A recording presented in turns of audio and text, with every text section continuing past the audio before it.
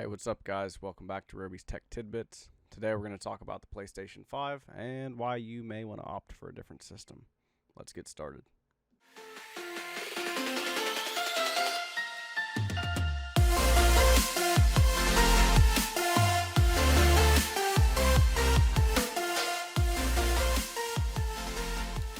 Alright, first up today, Apple is rumored to be launching a new subscription service that's going to bundle all of their services together with the new Apple Arcade and Apple News Plus and Apple TV Plus.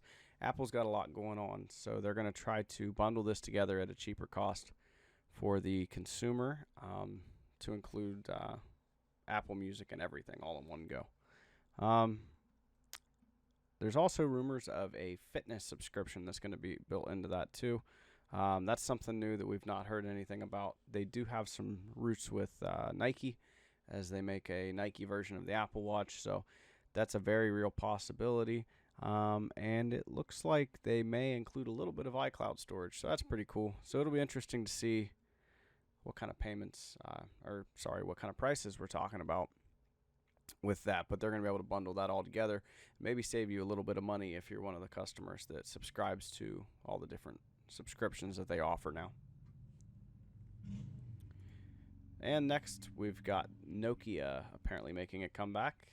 Nobody's heard anything out of Nokia in a few years since they were making the Windows phones with the really awesome cameras, but with the really lackluster operating system. They really didn't have a lot of apps, so it didn't really make a difference to anybody. Nobody really wanted a Nokia.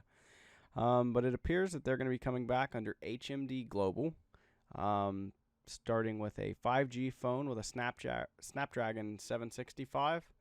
6 gigabytes of RAM, and Android 10. This is kind of exciting. There's not really a lot of competitors really in the Android market anymore, or really in the phone market. It seems like everything's either Samsung or Apple at this point. So it would be really cool to see some new company come in and kind of take a little bit of that away, maybe get some more diverse products, and give customers a different option when they're going into the store to find their phone that they're probably going to have for the next 2 to 3 years. And next, Samsung recently announced their Galaxy Z Fold 2, the second iteration of their folding phone. And they didn't really talk about a price or a release date or anything like that. They mainly talked about the Note 20 and the Note 20 Ultra. So people have been wondering, when is that going to come out? And it looks like there was a leak recently on Twitter from someone named Evan Blass. And he said that they are going to start pre-orders on September 2nd. And then they will later have the phone on sale on September the 18th, at least in the United States. The rest of the world is unsure at this point. So that's pretty cool. Hopefully we get the prices soon then. I guess if that's going to be up for pre-order on September 2nd, you'd think that they would give something sooner than that. But at least we kind of have a window on when that's going to come out, shortly before the iPhone. So that's pretty cool. And next, this one's all over the internet right now. The popular Fortnite game has been banned from Apple's App Store and Google's Play Store as well. There seems to be a little bit of backlash going on over a 30% charge from Apple and Google both for payment transactions within the games and apps on their systems. And Epic apparently doesn't want them to get that 30% anymore, and so they've been banned from both app stores. It's pretty interesting now because there's also a lawsuit involved in this. They're accusing Apple of becoming a monopoly, basically.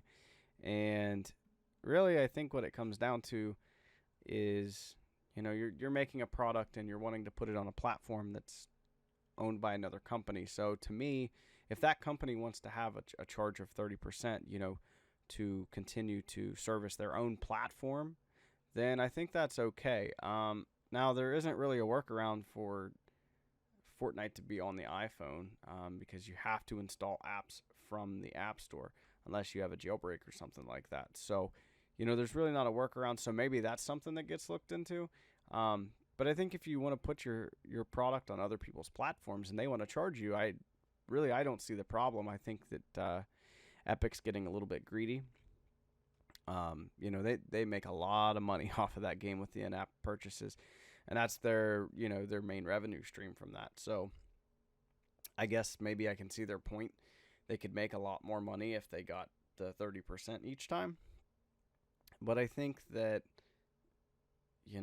again, it's Apple's platform, it's Google's platform. So if that's going to be their approach to it, if they want to charge you 30%, sorry, it's their platform. Make your own phone. If you want to make your own operating system or something with your own app store, and go that route, and try to get into that market. That's their choice. Maybe that's what we'll see in the future. Probably not likely, but I mean that's the way I look at it. But yeah, so there's a big lawsuit going on, and basically for the time being, until some sort of resolution has been met, it's not looking like you're going to be able to play Fortnite on any Apple products, and you can still play it on Android phones, but you're going to have a workaround or something like the App Store for Samsung. So, that's something to look out for. I know there's a lot of people really upset about that right now, but I think when you stop and take a look at it, I think that Epic is really just in the wrong here. So, there's more to be seen on that, and we'll see what the future brings. And next up is a new PlayStation 5 rumor that came out from a Twitter leaker. Take this with a grain of salt. I mean, it's highly possible, but I get, without all the facts on the table, it's hard to tell at this point. But someone is suggesting that the new PS5 is struggling with 4K resolution games. And from what we've seen, obviously the Xbox Series X is not having those kinds of issues, from what I've been able to tell from the information that we have. But they're also saying that the PlayStation 5 is going to be more expensive. So you're going to have a little bit more of a lackluster system with a higher price tag. So I think that that's really going to potentially, if this is true, drive a lot of Sony fans over to Microsoft, or maybe even to a PC or to some sort of different platform, because if the price is going to be more, it really doesn't make sense to buy something with less power for more money, I guess. But again, this is from a Twitter leaker saying that people should get ready for the really real possibility that the PS5 is going to end up being the more expensive console between the two. I'm not trying to say much here, as I was asked not to, but prepare yourselves, which does put Xbox X in a position. It'll be the less expensive and more powerful console. I used RE8 as an example, but I've heard from other devs that PS5 struggles with 4K games in particular. So you'll get to see a lot of fake 4K. That doesn't matter to me, but get ready for that too. Xbox X doesn't have the same same problem. So obviously somebody random on Twitter, so I guess we'll just see. But if that's really the case, considering they pretty much had the same hardware available to them, I mean, they both use AMD hardware, so I don't see why they wouldn't be able to build similar systems. But if the performance difference is that great and the console is really struggling with 4K, I mean, that's just insane. It really wouldn't make sense to even upgrade, at some point. Considering, I mean, the Xbox One X, it's playing 4K games, 30 FPS, so low FPS, but I mean, it is. Here we have Sony, who is trying to design a console, with the same time frame as Microsoft, and they're coming out with something that's not even going to be able to play 4K games or true 4K, and when it does try to play true 4K, it looks like they're having some issues. So I guess we'll just see. That's kind of a big letdown. I really hoped for something more.